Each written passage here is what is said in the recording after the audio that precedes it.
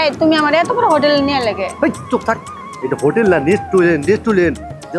বড় বড় বড় লোকের মেয়েরা কুলার আইনে খায়। তোমার যদি খাওয়ানোর শখ থাকতো তাহলে কিনা নিয়ে যাইতা, বাইতে যাই খাইতাম। এই বেশি এনে বইয়া খাইয়ে যে মজাটা, ওই বাইতে বইয়া খাইলে কি ওই মজাটা পামু? আমার শরম করে।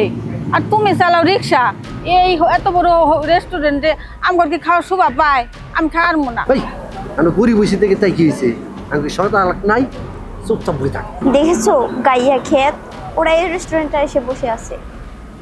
আহা, বাদ দাও না এসব। ওরা ওদের মতো থাক, আমরা আমাদের মতো থাকি। তাই বলে এরকম নোংরা মানুষের পাশে বসে আমরা কফি খাবো? অসম্ভব।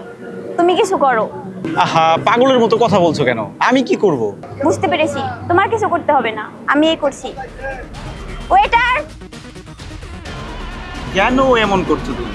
জি ম্যাম, কিছু অর্ডার করবেন? আচ্ছা, আপনাদের রেস্টুরেন্টে কি গাইয়া খ্যাতদের জায়গা নাকি ভদ্রলোকের জায়গা? কেন ম্যাডাম, কোনো সমস্যা হয়েছে? এই যে দেখেন, আপনাদের রেস্টুরেন্টে দুটা গাইয়া খ্যাত বসে আছে, তাদের পাশে বসে কি আমরা কফি খাবো? দেখেন, আপনাদের রেস্টুরেন্টে একটা নাম ডাক আছে। ম্যাম, আমি বুঝতে পারছি, আমি বিষয়টা দেখতেছি। ও ভাই, খাওন কখন দিবেন? পেটে তো ক্ষুধা লাগছে, তাড়াতাড়ি দেন। দেখেন, এখানে কোনো ফ্রি খাবার দেওয়া হয় না। ভাই মেয়ে উল্টা পাল্টা কইতাছেন কে? আমরা কিন্তু পাও খাবার হয়েছি, আমরা টাকাতে খাবার হয়েছি। এখানকার খাবারের প্রাইস রেট জানেন? দেখে তো মনে হচ্ছে রিক্সাওয়ালা। দেখেন, আপনাদের সারা মাসে যে টাকা ইনকাম হয় না, আমাদের একটা খাবারের দাম না। খাবারের দাম কয় টাকা? আমরা রিক্সাওয়ালা থেকে মানুষ না, আমরাও মানুষ। আমরা রিক্সা চালে আলাদা একটা সঞ্চয় করি।